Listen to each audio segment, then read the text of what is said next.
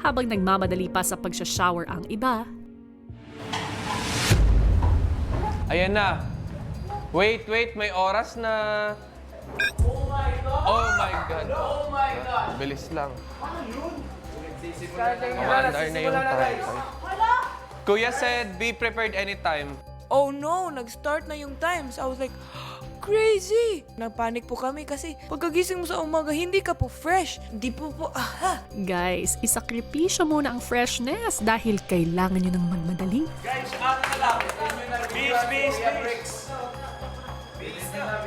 Oo, bibidyon si Kuya Bricks. Ako na. Tinanggal ko po kaagad yung sarili ko sa sitwasyon kasi the moment po na na-flash yung timer, yung lahat po kasi parang naging reactive. Siyempre po, bilang bagong gising, wala pa sa wisyo para tumulong or maging aware po sa nangyayari.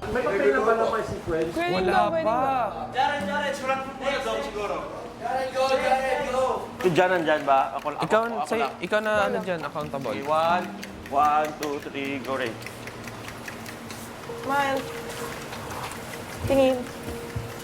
Dahil po kami po ay nagpe-prepare pa lang ng breakfast, meron pong instances na ganun po talaga yung mangyayari. So kami po ni Rain, minabuti na po naming kuhanan yung natural na ginagawa ng pagluluto. We multitask po. Bedtime na. Vanity area. Pwede naman. Pwede, oo, pwede. Quality area na. Oo, ikaw mag-vid. Para Pero natural. dapat lahat ng girls nandyan.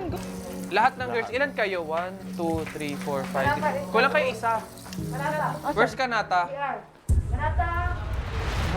Sa CR eh. Okay lang muna siguro yan, i-shoot. Naliligo ba si Kanata? Naliligo. Wala nang shower. Ano na? Dapat wala mo nang nag-shower. Hindi, pinatuloy-tuloy nila eh. Kahit si Mark, nag-shower din sa boys eh.